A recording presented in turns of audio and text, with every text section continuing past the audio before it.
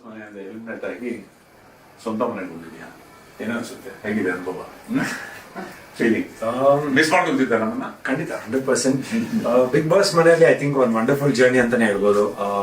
ನನ್ನ ಒಂದು 55 days of big boss ಮನೆಯಲ್ಲಿ ಟಿವಿನ ನೋಡೋದಕ್ಕೂ ಬಿಗ್ ಬಾಸ್ ಮನೆಯಲ್ಲಿ ಎಕ್ಸ್ಪೀರಿಯನ್ಸ್ ಮಾಡೋದಕ್ಕೂ ಐ ಥಿಂಕ್ ಒಂದು ವಂಡರ್ಫುಲ್ ಜರ್ನಿ.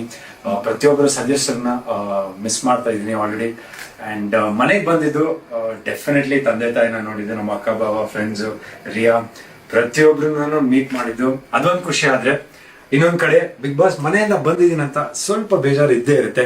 ಎಲ್ಲೋ ಒಂದ್ ಕಡೆ ಇನ್ನೂ ಇತ್ತು, ಆಟ ಇತ್ತು ಅಂತ ಒಂದ್ ಕಡೆ ಮನ್ಸಿಗೆ ಅನ್ಸ್ತಾ ಇತ್ತು. But life has to go on and the show has to go on ಅಂತಾರಲ್ಲ, ಸೊ ಅದೇ ತರ ಖುಷಿಯಾಗೂ ಇದೆ. ಸೂಪರ್. ಇದ್ದಷ್ಟು ದಿವಸ 55 ದಿವಸ ಬಹಳ ಚೆನ್ನಾಗಿ ಆಟ ಆಡಿದ್ಯಾ, ಎಲ್ಲರ ಮನಸ್ಸನ್ನು ಗೆದ್ದಿದ್ಯಾ, ಹೃದಯ ಗೆದ್ದಿದ್ಯಾ. ಡೋಂಟ್ ಬಾದರ್, ಇನ್ನು ವಿನ್ನರ್ ಅಂತಾನೆ ನಾವು ಅನ್ಕೊಂಡಿರೋದು. ನಿನಗೆ ಇನ್ಯಾವತ್ತು ಲೂಸರ್ ಅಲ್ಲ.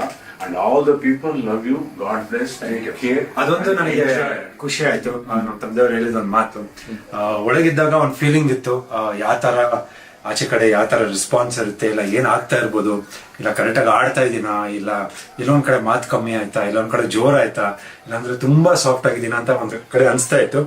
ಬಟ್ ಎಲ್ಲೋ ಒಂದ್ ಕಡೆ ಇವಾಗ ನಮ್ಮ ತಂದೆಯವ್ರ ಮಾತು ಕೇಳಿದ ತಕ್ಷಣ ಅವ್ರನ್ನ ಮೀಟ್ ಮಾಡಿ ಅವ್ರು ಮಾತಾಡಿದ್ದು ಹೇಳಿದ್ದು, ನಮ್ಮ ಮನೆಯವರೆಲ್ಲ ಹೇಳಿದ್ದಾಗಿರ್ಬೋದು, ಜನ ಇಷ್ಟಪಟ್ಟಿದ್ದಾರೆ ನಿನ್ನ, ನೀನ್ ಯಾವ ತರ ಇದೆಯಾ,